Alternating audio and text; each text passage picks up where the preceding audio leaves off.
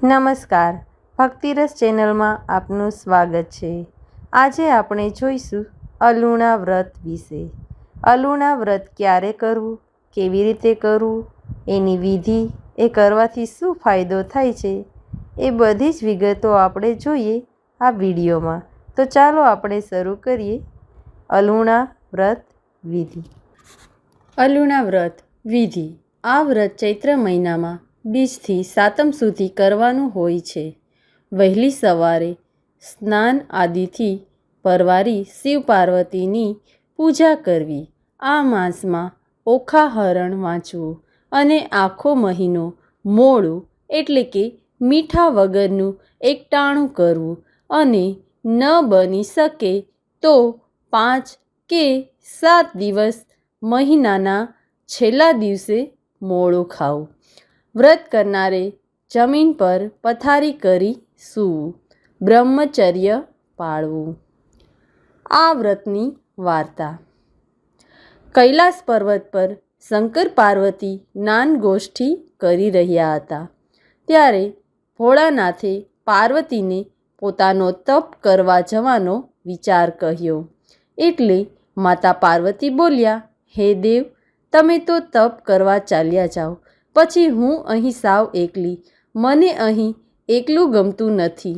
ભોળાનાથને પણ આ વાત સાચી લાગી, તેથી તેમણે કહ્યું, હે સતી, ખરેખર તમારી એકલતા દુઃખદાયક છે, તેથી હું તમને 2 વરદાન આપું છું।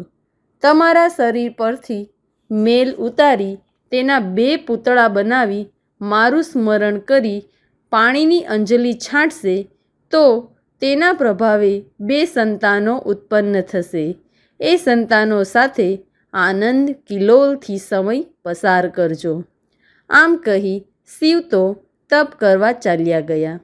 થોડો સમય પસાર થયા પછી માતા પાર્વતીએ ડાબા અને જમણા અંગ પર ચંદનને લેપ કરી તેમાંથી પુત્ર અને પુત્રી ઉત્પન્ન કર્યા।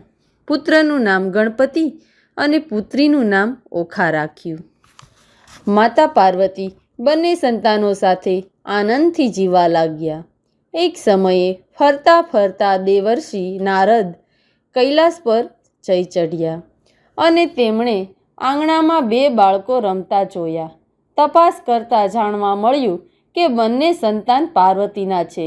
તેમને નવાઈ લાગી। તેમના સ્વભાવ મુજબ તરત તેઓ મહાદેવ પાસે નારાયણ નારાયણ કરતા પહોંચી ગયા। શિવને સમાધિમાંથી જગાડી કહ્યું, હે ભોળાનાથ, તમે અહીં તપ કરો છો અને તમારા ઘરે તો માતા પાર્વતીના 2 બાળક રમે છે, તમને કંઈ ખબર નથી।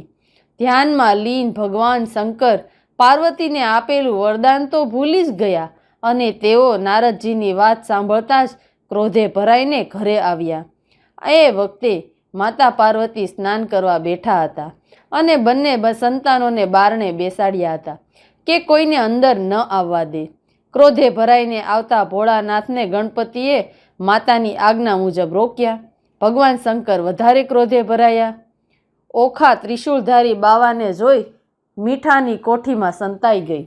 ક્રોધે ભરાયેલા ભગવાન શંકરે ત્રિશૂળથી ગણપતિનું માથું ઉડાડી મૂક્યું અને અંદર જઈ ત્રાડ પાડીને પાર્વતીને પૂછવા લાગ્યા, આ સંતાનો કોના છે? માતા પાર્વતીએ ભગવાનને શાંત પાડતા તેમણે આપેલા વરદાનની યાદ અપાવી।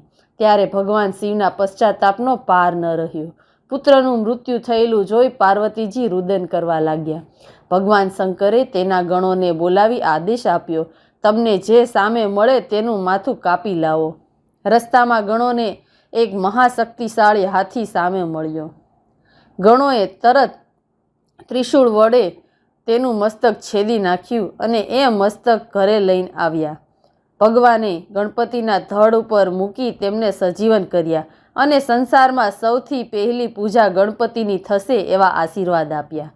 એ સમયે રડતી રડતી મીઠાની કોઠીમાંથી ઓખા બહાર આવી।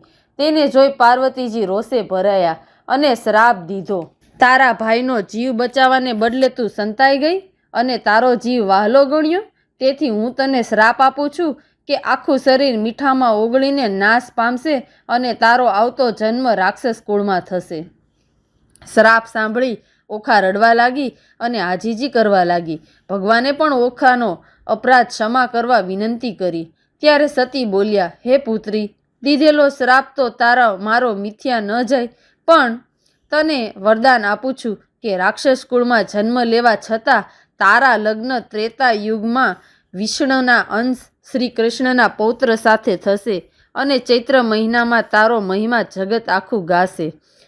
મૃત્યુ પછી તેનો શિવલોકમાં વાસ થશે. માતા સતીના શ્રાપથી મીઠામાં ક્ષય થયેલી ઓખા બીજા જન્મે રાક્ષસ રાજ બાણાસુરના ઘરે જન્મી અને ભગવાન શ્રી કૃષ્ણના પૌત્ર અનિરુદ્ધ સાથે તેના લગ્ન થયા.